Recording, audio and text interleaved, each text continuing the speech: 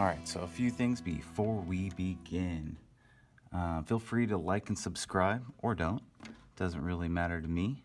But what does matter is that you get better, and hopefully I can help with that. So a couple pointers or tips I'd like to toss out there. Do whatever you can to make this easier on you. There's no right way to do art, and so use as many tools as necessary.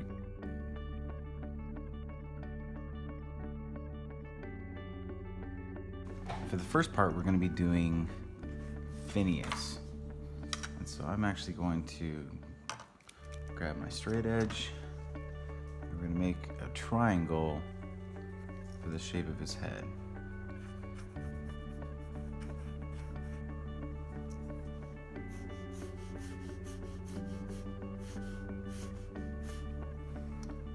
So the tip of his nose should be slightly higher than the back of his head, and it's going to connect not quite in a corner or a point, but I'm going to draw a straight line across somewhere around there. Now for his hair, it's kind of got this jagged, almost like claw, like spiky claw look going in both directions. It's kind of going to do this. I'll show you what I mean. Start with a short, kind of skinny, slender, two little tufts of hair, about that big, right behind his head.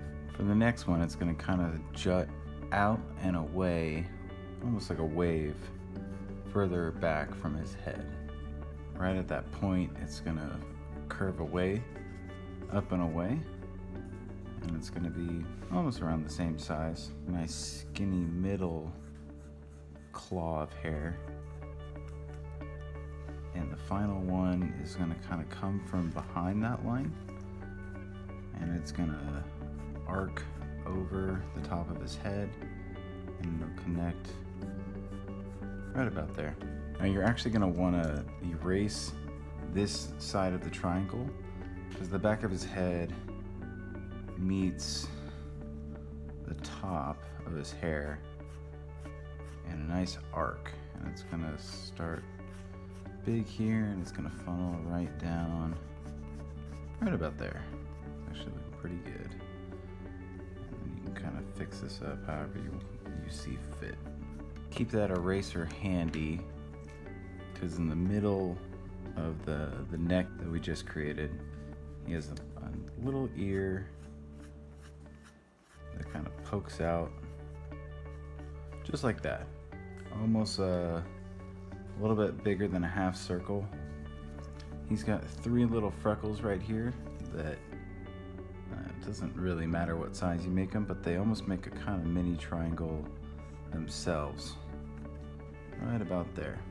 Block out a portion of the top of his head where we can fit his eyes in.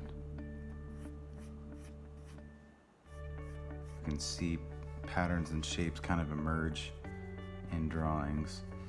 A nice little egg here. It's not quite a circle, it's a little bit longer, but within your eye, where your egg shapes, you're gonna make a smaller, more accurate circle, and within that one, an even tinier circle.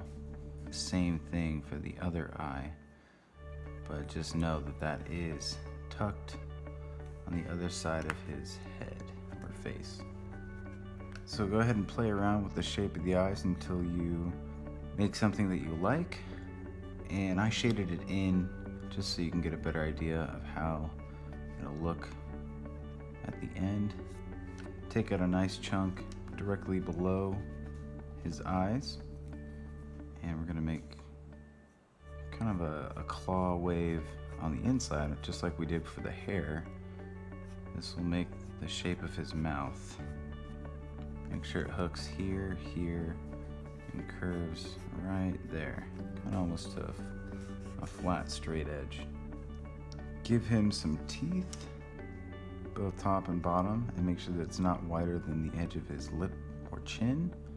Make a line in between the teeth to show the other side of his cheek, and draw a little bump, tiny quarter circle for his tongue. So I extended his neck a little bit further down, and his collar wraps around just like that, the top of his shirt. His shoulder and t-shirt sleeve kind of pops out almost like a pipe right here, right next to the collar, and it opens up kind of like another skinny oval, definitely not a circle, and it curves back in just like that. And then his arm's gonna poke out right here. His shirt kind of opens up at the bottom, just like that, and it curves around his waist like that. And then connects upward, kind of like that. There's a little wrinkle, crease in there. His shorts follow the same direction as the shirt. They just, so you'll come in a little bit, but they extend down and out like that, kind of down a little bit out like that, and they both curve wide, kind of like the shirt did at the bottom. But in the middle, this leg, because it's closer in the foreground, it'll come up like an angle and overlap the other one and connect. There we go. This leg's gonna poke out not quite in the middle, and it's gonna angle down and out towards the bottom of the paper here. I couldn't fit a shoe on, but that's like the top of it. And the second leg is a little bit more closer to the edge of his shorts on this side. And I think we can fit. It'll come down like that. Top of his shoe / sock is there. Actually, it comes up. And then it's gonna be like, kind of like one side of a mini football. If we were to draw it, it would kind of make a football shape, just like that. And you can give him another tiny square for his laces. And the final part, his last arm, the other arm, is gonna poke out from behind his shirt right about here. He's got a thumb facing in, just like that, kind of a little U shape. Make a small curved line for this part of his hand.